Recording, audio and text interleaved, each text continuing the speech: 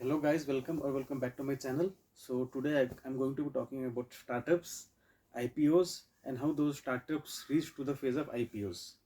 So let's begin. So let's say I want to start a company, right? I want to create a startup. So I need money for that, right? I need some money to invest and start a business for myself. Now I will not have all the money. More than likely, I will not have all the money required to start the organization. To start the organization, I want. So I will look for money.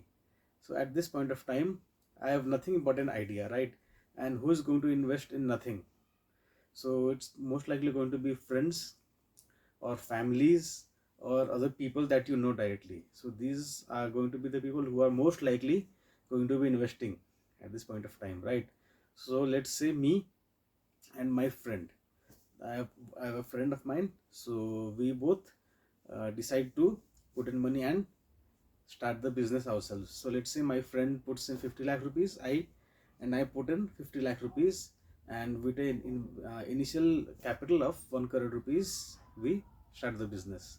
So this initial capital of 1 crore rupees, you can call it as seed investment. So this is the money that is put in initially just to establish the company. So this money is known as the seed investment, and me and my friend who gave this money to initially found this company, to establish this company, we are known as founders.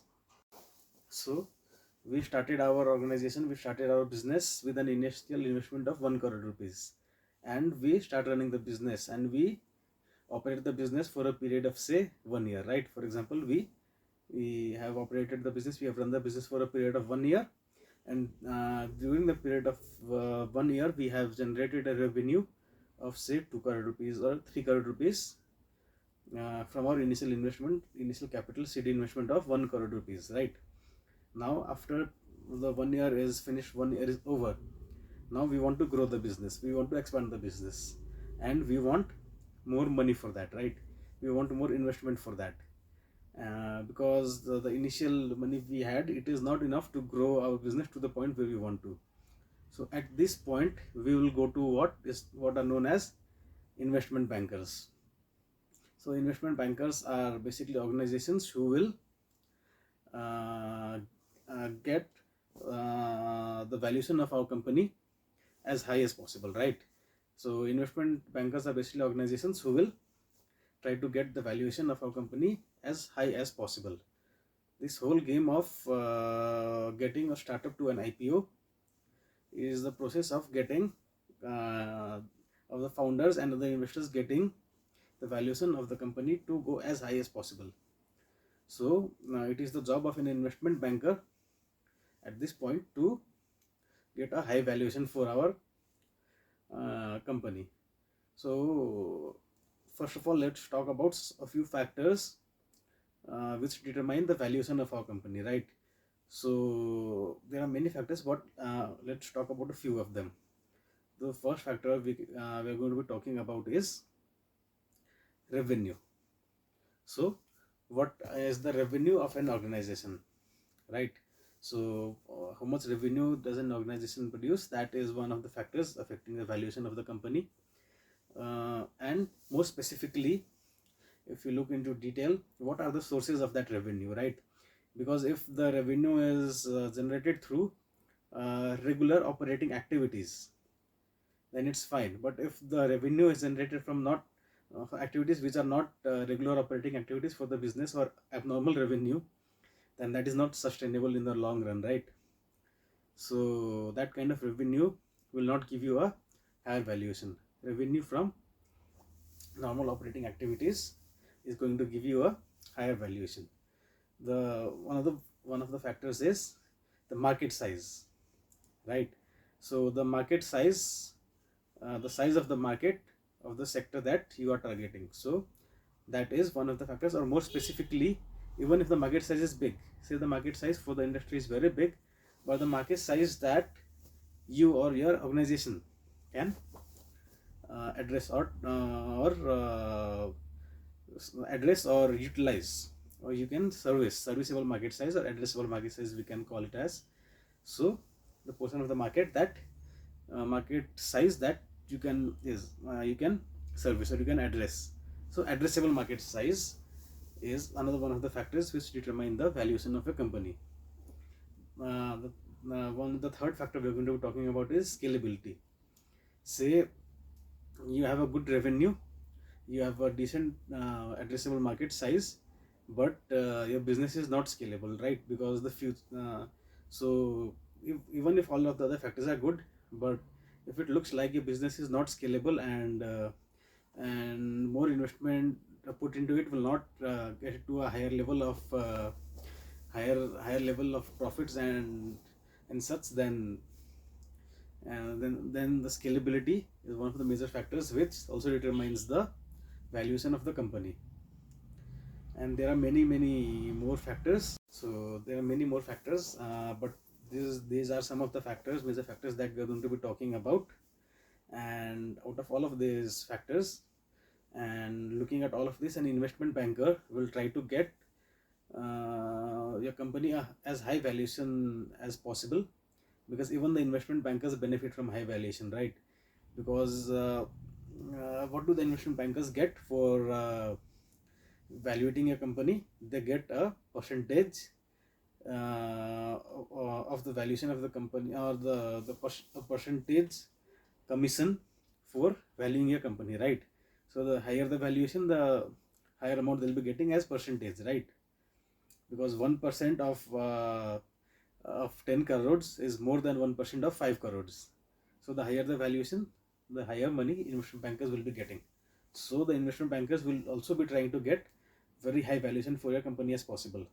So depending on all of those factors, if you look at them, there is not actually much an organization can do to increase their valuation, right? Because much of the factors we talked about are not in the control of an organization. An organization cannot influence those factors, right? So an organization can influence, what an organization can influence, however, is the revenue, right? So an organization can try and increase the revenue of the organization, which will in turn get you a higher valuation.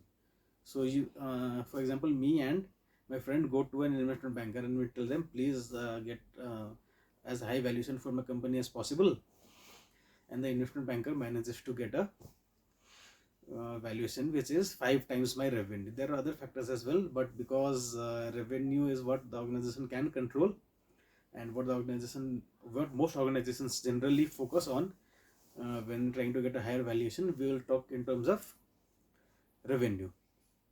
So let's say the investment banker manages to get us a valuation which is 5 times of the revenue. So by the end of the first year, our company generated a revenue of 3 crore rupees. So according to the valuation provided by the investment banker, the new value of our company is 5 times the revenue, 3 crore, which is 15 crores. Initially we put in 1 crore rupees at a 50 lakh investment from my side, 50 lakh investment from the side of my friend. We both owned 50% shares each. Now the company valued at 15 crore rupees. That means my 50% share of the company is valued at 7.5 crores, and the remaining 50% owned by my friend was also valued at 7.5 crores. Remember, we initially put in only 50 lakhs each. Now with the new valuation, now we go to raise some more funding. With the new valuation, we are able to get much more money put into the organization. Now at this point, we go and look for investors. After getting a valuation of 15 crore rupees, we go and look for people to invest in our organization. At this point of time, after getting a good valuation from the investment bankers, we go to seek investment, and this investment is mostly sought out from two types of people. The first are venture capitalists, and the second are angel investors, right? Venture capitalists are basically large firms who invest money into growing and small companies with high potential, right? And angel investors are basically wealthy individuals who also like to invest in small and growing companies and own uh, a certain percentage of shares of small companies for a sum of money. So these are the two types of people who mostly invest in startups. So these venture capitalists or these angel investors will invest a sum of money in these startups for a portion of the equity, right? So this is a lot of risk for a potentially very high reward for those investors, right? Because this startup which was initially built on an investment of 1 crore rupees, today it is being valued at 15 crore rupees. So a lot more value, and there may or may not be profit in an organization at this point, right? So investing in such an organization is a risk reward situation for these investors. High risk equals to high reward, right? So these investors invest in this organization, they gain a portion of the portion of equity in the organization, right? So let's say me and my friend, after the valuation of 15 crores, we go to some venture capitalist. A venture capitalist firm decides to put in 3 crore rupees investment into our company, right? So 3 crore rupees, that means for 3 crore rupees he is able to buy 20% equity in our company, right? So 3 crore rupees for 20% equity in our company. And me and my friend talk to each other and we say, okay, we both own 50% equity in the organization, and let's give I'll give 10% of my equity, you give 10% of yours, and we both sell off 10% of our equities to the venture capitalist for 3 crore rupees, right? And this is only the first round of funding. So at this point we sell 10% of our equity in the organization each for a total of 3 crore rupees, 1.5 crore for me, 1.5 for my. Okay, so now we have raised 3 crore rupees from venture capitalist firms, right? So what do we do with this money? So we have raised money once, but we have seen earlier that we can increase the valuation of our company even more if we continue to increase the revenue. So with this 3 crore investment that we have received, what we do is we invest it in the organization again to keep boosting its revenue, because the higher the revenue, the higher the valuation, and with higher valuation we can get even more money in the next round of funding, right? And the venture capitalists are also banking on that fact. So we take that money and we use it to increase revenue. We increase revenue by how?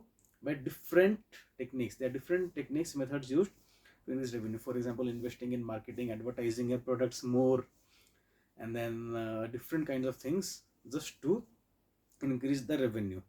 Because at this point of time, you are not really looking to increase profits, because profits are not relevant to not really relevant or not really critical in order to get a higher valuation for the next round of funding. So at this point, the founders are really looking just to get a higher revenue. So me and my friend take this money and we invest it in the organization again, in advertising and other different expenses to boost our revenue. So revenue, which at the end of the first year in operation was 3 crore rupees, after an investment of further 3 crore, we have made the revenue as at the end of the second year with 3 crore extra investment, we have boosted the revenue to say 10 crore rupees.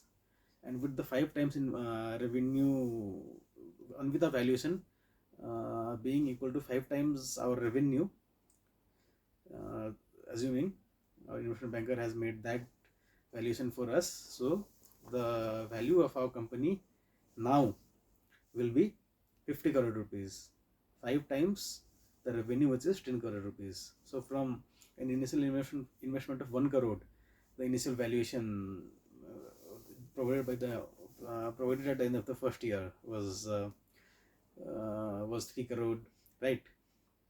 At the end of the second year, after the investment by the venture capitalist, we increased our revenue to 10 crore rupees from 3 crore, and the valuation suddenly jumped, right?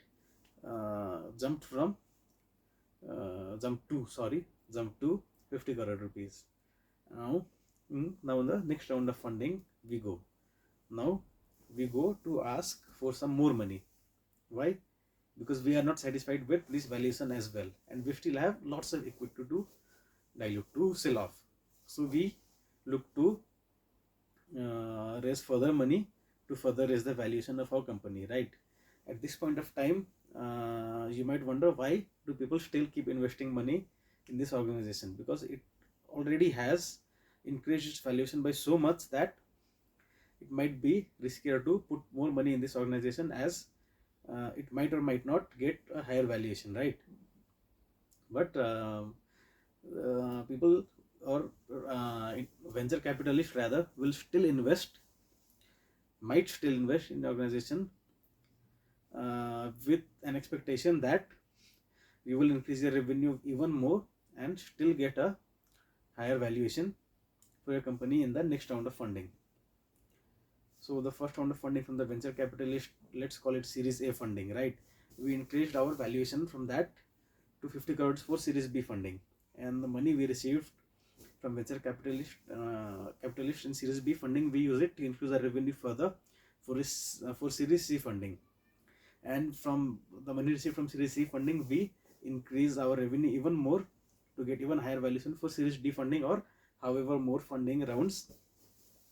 So we've talked about three players so far, right? We talked about the founders, we talked about the venture capitalists, and we talked about the investment bankers. So now comes the part of the fourth player, who are the general public. So once enough rounds of funding are raised, right? Once enough money is raised by the founders, and they have increased their revenue so much through different rounds of funding, that the valuation of the company is really high. Now the startups are brought to the general public as IPOs, or initial public offerings.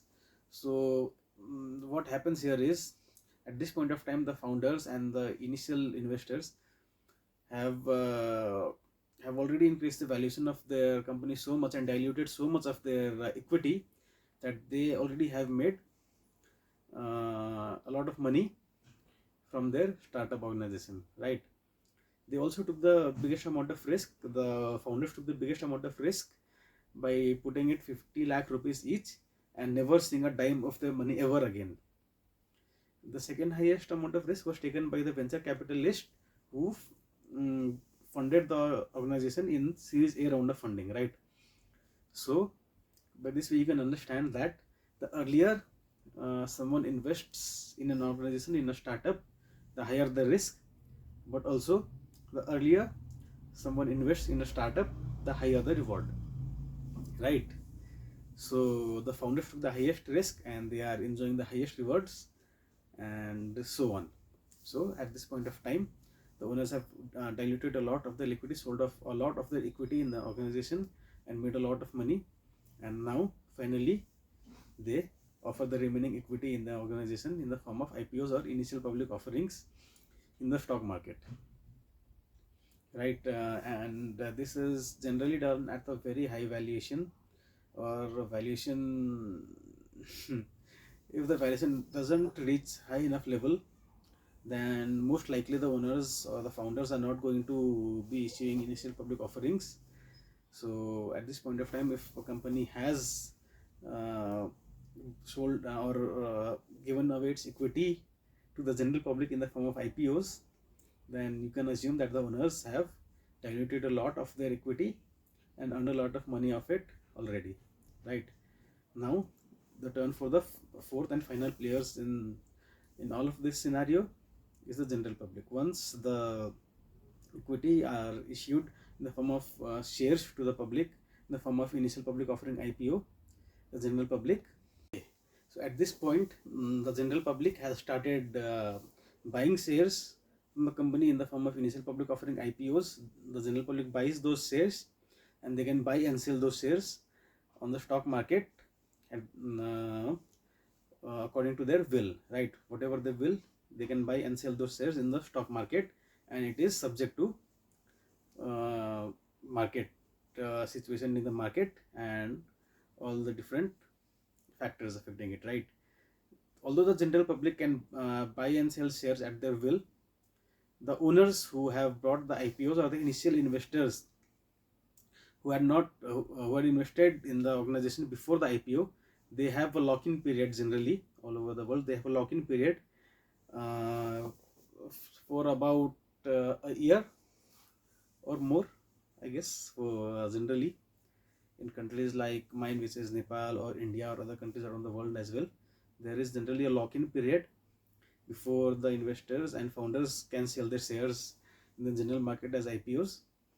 I mean, in the general market.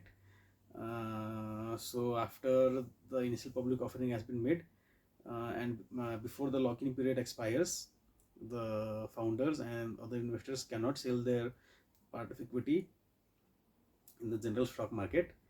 So during that time, only the general public trade the shares, and even the general public would like the the price of the shares to go up, right? Because that's how they make profit. So in this game or in this scenario of the startups to IPOs, there is mostly four players: the founders, the investment bankers, the venture capitalists, and the general public. And all four of these players benefit if the valuation of the company goes up, right? All of these have something to gain, because the higher the valuation, the higher the value of the equity for the owners in the organization. The same goes for venture capitalists. They also invest in these startups to gain equity, and higher the valuation, higher the value of the equity, which they can sell off for higher prices if the valuation is higher. For investment bankers, they get compensated for valuing the company higher in the form of percentages, right? So the higher the valuation, the higher money they get in the form of percentage as commission. And the general public, of course, the higher a company's value, the more value a company has, the higher the prices of the stock are going to be most likely, and they can sell their shares for a higher price than they bought them for if the value of a company keeps increasing. So everyone in this way benefits from increasing valuation of a company in some way or the other. But in most cases, or let's say in some of the cases, what happens after an IPO is issued, that because till the point a company issues an IPO, there is no need for the founders or the investors to look for profit, right? Because revenue is what mostly determines the valuation of a company. So there is no obligation for the organization, for the founders of the organization or investors in the organization to look for profit at that point of time. So if an organization fails to make profit, or if an organization does not do good business after an IPO is issued, then the prices of the stocks start coming down. So in this case, what happens is the founders and the investors, initial investors, they earn a lot of money, but the people who suffer the most are the general public who invested in the IPOs because of over enthusiasm or because of suggestion of some people they know or some other factors. Right? This is not the case every time, but this is something to be wary of, because if an organization has good strong assets, right? Good strong assets, and if it is making profits, and profits specifically from normal operating activities, and if it is planning to utilize the money raised through IPOs to invest in further growth of the organization, then an organization can succeed, and their investment in the IPOs will yield you profits but that is not always the case, and sometimes owners and founders will just look to take home the money that they gained after diluting their equity, and in those cases the founders and investors will make money and the general public will lose money.